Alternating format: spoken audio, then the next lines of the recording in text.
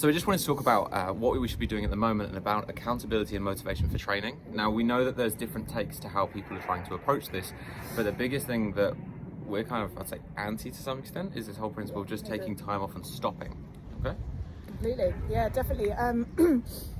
Especially when it's not a stop that you've planned or wanted to have. It's different if this was something that you were mentally prepared for and you wanted it because Like of an X, actual Y, Z. deload period. Yeah, like an actual deload. This is different. This is something that's been forced upon you. Now, I think that for a mindset thing, that's going to be really, really hard to get back into things if you take that entire week off or 2 weeks off or 3 weeks off, whatever it might be. Having that your motivation will be absolutely rock bottom, and you're confined in that one space because you're not allowed out. How are you gonna?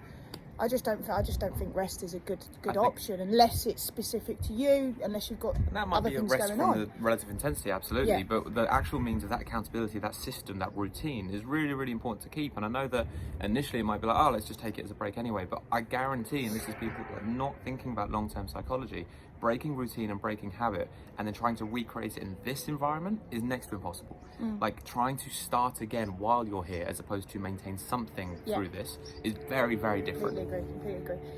Because remember, we know this is a minimum of a month, absolute minimum. They've told us it's a month. Gyms will be closed for a month. So if you're taking a week off and then having to reset things, Or longer. So another thing that you might want to still consider then is talking about the progressive schemes, because we're guys who train, we don't tend to just exercise.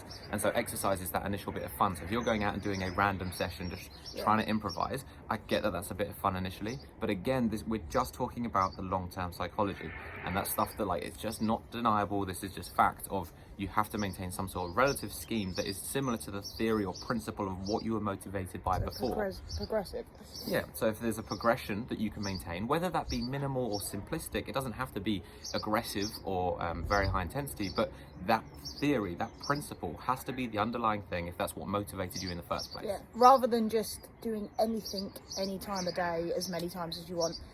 Although it's great to have a variant of getting away from a barbell for a little bit and having a lot of body weight training and all these sharing 10 push-ups and stuff, but that will impact your main training. I'm not saying don't do that, but just be aware. It can still be incorporated. Yeah, be aware of